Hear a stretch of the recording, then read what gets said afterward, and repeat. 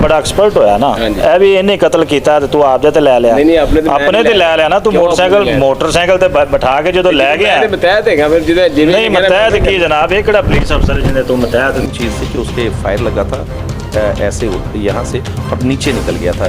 इससे ये लग रहा था कि जिस तरह किसी ने ऊपर से फायर। पहले भी कोई कत्ल किया? भी सजा मौत या 10 साल इन्हें भी कटी। अच्छा पहले भी तुसी बंदे मारे हुए ने जी। वो क्यों मारे सी? ਇਹਨੂੰ ਕਹਿੰਦੇ ਵੀ ਉੱਠ ਜਾ ਇੱਥੋਂ, ਫੈਰ ਤੂੰ ਮਾਰ ਲਿਆ ਤੇ ਹੁਣ ਤੂੰ ਇੱਥੇ ਕੱਲ ਹੀ ਬੈਠਾ ਹੈ। ਮੈਂ ਇੱਥੇ ਇਸ ਤੋਂ ਬੈਠਾ ਵਾਂ ਕਿ ਇਹ ਪੁਲਿਸ ਆਣੀ ਹੈ, ਇਹਨਾਂ ਨੇ ਸਾਰਿਆਂ ਨੇ ਮੰਨ ਜਾਣਾ ਤੇ ਮੈਂ ਜ਼ਰਾ ਇਹਨਾਂ ਪਰ ਬੈਠਾ। ਗੱਲ ਕੀ ਹੈ ਤੂੰ ਦੱਸ ਦਿਓ, ਚਲੋ ਝੂਠ ਬੋਲਦਾ ਪਿਆ ਤੂੰ ਦੱਸ। असल दस्या तो कि कहे पेट्रोल पा के आग लावा, मैं कि आग ना लाई। अस्सलाम वालेकुम नाज़रीन, मैं हूं मकसूद कैफी। आज की जो स्टोरी है बहुत ही दिल दहला देने वाली है। महमूद नामी शख्स को जो कि मैकेनिक था, उसको घर से ये जो सफाक कातिल आप देख रहे हैं मोटरसाइकिल पे बिठा के उसको ले गए और जाके उसका कत्ल करके बांसों की फसल के अंदर फेंक दिया गया।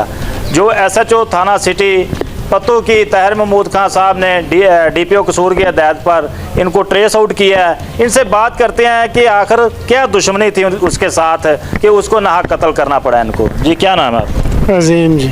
अजीम की वजह से किवें ਉਹਨੂੰ ਘਰੋਂ ਤੁਸੀਂ ਲਗਾਇਆ, ਸਾਰੀ ਗੱਲ ਦੱਸੋ ਜ਼ਰਾ।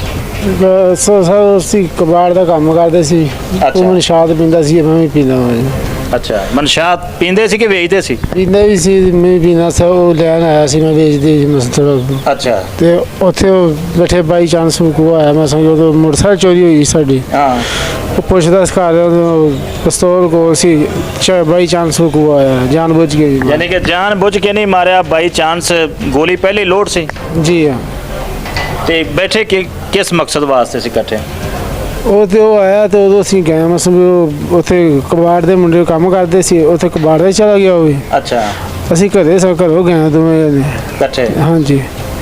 ਤੇ ਉੱਥੇ ਜਾ ਕੇ ਬਾਈ ਚਾਂਸ ਉਹਨੂੰ ਪੁੱਛਦਾ ਸੀ ਘਰ ਯਾਰ ਮੋਟਰਸਾਈਕਲ ਤੂੰ ਚੋਰੀ ਕੀਤੀ ਹੈ।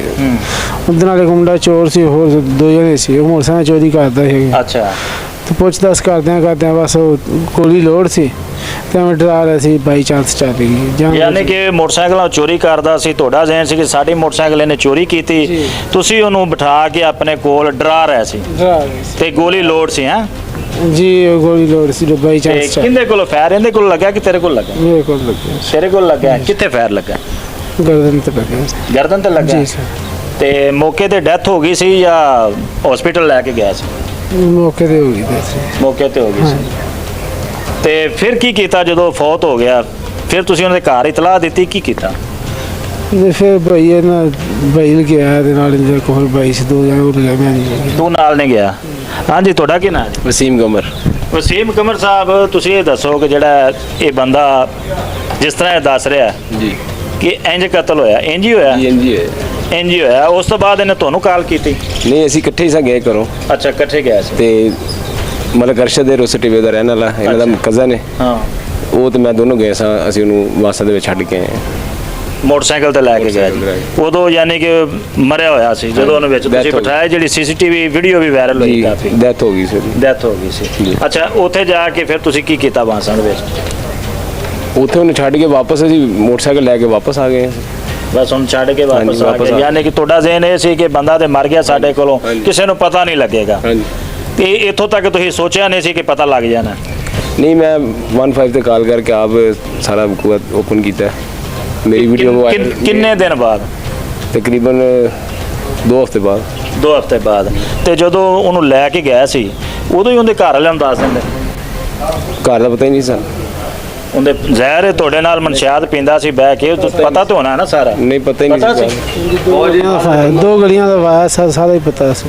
2 ਗਲੀਆਂ ਦਾ ਵਾਇਆ ਜੀ 2 ਗਲੀਆਂ ਦਾ। ਇਹ ਕਿਉਂ ਕਹਿ ਰਿਹਾ ਮੈਨੂੰ ਤਾਂ ਪਤਾ ਹੀ ਨਹੀਂ ਉਹਦੇ ਘਰ ਵਾਲਾ? ਬਸ ਉਸ ਟਾਈਮ ਤੇ ਮੈਨੂੰ ਕਹਿੰਦਾ ਸੀ ਜੋ ਉਹਨੇ ਪੈਟਰੋਲ ਪਾ ਕੇ ਮੈਂ ਅੱਗ ਲਾਵਾਂਗਾ, ਮੈਂ ਕਿਹਾ ਰਹਿਣ ਦੇ ਯਾਰ ਆਗੂ ਕਿਨਾ ਲਾਵਾਂਗੇ। ਅੱਛਾ ਯਾਨੀ ਕਿ ਪੈਟਰੋਲ ਇੱਕ ਤੇ ਬੰਦਾ ਮਰ ਗਿਆ ਤੁਹਾਡੇ ਕੋਲੋਂ, ਉਸ ਤੋਂ ਬਾਅਦ ਤੁਸੀਂ ਪੈਟਰੋਲ ਛੱਡ ਕੇ ਮੁੱਦਾ ਹੀ ਖਤਮ ਕਰੋ? ਕਹਿੰਦਾ ਸੀ ਅੱਗ ਲਾਵਾਂ, ਮੈਂ ਕਹਿੰਦਾ ਨਹੀਂ ਅੱਗ ਨਾ ਲਾਏ ਤੋਂ ਸੁੱਟੇ ਕੋ ਕਿਤੇ। ਯਾਨੀ ਕਿ ਉਂਝ ਸੱਟ ਆਇਆ? ਹਾਂਜੀ। ਅੱਛਾ ਅੱਗ ਦਾ ਜਨਾਬ ਕਿਵੇਂ ਪ੍ਰੋਗਰਾਮ ਤੁਹਾਡੇ ਦੇ? ਨਹੀਂ ਅੱਗ ਦਾ ਕੋਈ ਵੀ ਨਹੀਂ ਪ੍ਰੋਗਰਾਮ। ਮੈਨੂੰ ਕਹਿੰਦੇ ਪਾਣੀ ਨਾਲ ਲਈ ਜਾ ਤੇ ਫਿੰਗਰਪ੍ਰਿੰਟ ਨਾ ਆਉ ਤੇ ਪਾਣੀ ਛਿੜਕ ਕੇ ਨਾ ਤੇ ਪਾਣੀ ਸੁੱਟ ਦੀ ਉੱਤੇ। ਅੱਛਾ ਜਾਂਦੀ ਕਰਕੇ ਉਹ ਅੱਗੇ ਮਰੇ ਪਏ ਆ ਤੇ ਉੱਤੋਂ ਕਸਮ ਕੁਰਾਨ ਦੀ ਵਿੱਚ ਗੱਲ ਕੀਤੀ ਤੇ ਹੱਕ ਦੀ ਕਰਨਾ ਪਿਆ। ਤੂੰ ਇਹ ਗੱਲ ਕਹੀ ਨਹੀਂ ਹੈ ਕਿ ਪਾਣੀ ਨਾਲ ਪਾਣੀ ਦੀ ਬੋਤਲ ਲਈ ਜਾ, ਪਾਣੀ ਦੀ ਬੋਤਲ ਨਾਲ ਲਈ ਜਾ ਤੇ ਉੱਤੇ ਛਿੜਕ ਦੀ, ਫਿੰਗਰਪ੍ਰਿੰਟ ਨਹੀਂ ਆਣਗੇ। ਅੱਛਾ ਨਹੀਂ ਆਣਗੇ, ਠੀਕ ਹੈ।